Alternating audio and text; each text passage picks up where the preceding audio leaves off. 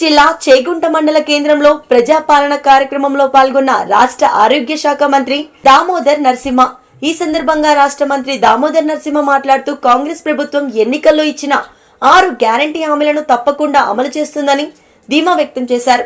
గత ప్రభుత్వంలో ప్రజలకు స్వేచ్ఛ లేదని ఆవేదన చెందారు. కాంగ్రెస్ ప్రభుత్వం ప్రజల ప్రభుత్వం అని ప్రజలకు వద్దకు వచ్చి సమస్యలను పరిష్కరిస్తుందని సూచించారు.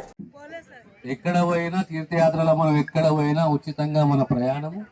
2 అంశాలు ఇంకా 4 అంశాలని గతంలో ఏ రకంగా అయితే పేదవాళ్లకు ఇళ్ల జాగాలు లేకపోతే ఇళ్ల స్థలాలు లేకపోతే ఇళ్ల స్థలాలు ఇచ్చి దానికి తోడు ఇంద్రమ్మ పేరు మీద ఆనాడు ఇల్లు కట్టించిన ప్రతి గ్రామంలో. మీ గ్రామంకి వచ్చేప్పుడు గతంలో ఇల్లు వచ్చినాయా రాలేదా? ఇల్లు వచ్చినాయి, అప్పుడే వచ్చినాయి.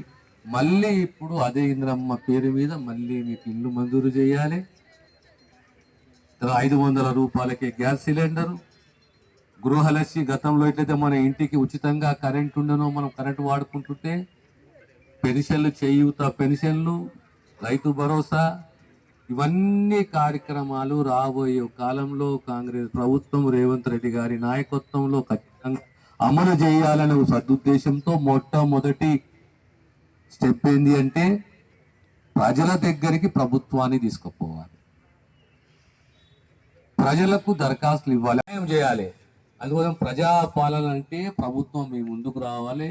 మేమందరం మీ దగ్గరకు వచ్చినాము. కలెక్టరే కానీ, అడిషనల్ కలెక్టరే కానీ, పోలీస్ యంత్రాంగమే కానీ, మంత్రి కానీ అందరూ కూడా మీ దగ్గరకు వచ్చిండ్రు. ఈరోజు మీకు దరఖాస్తులు ఇచ్చిర్రు.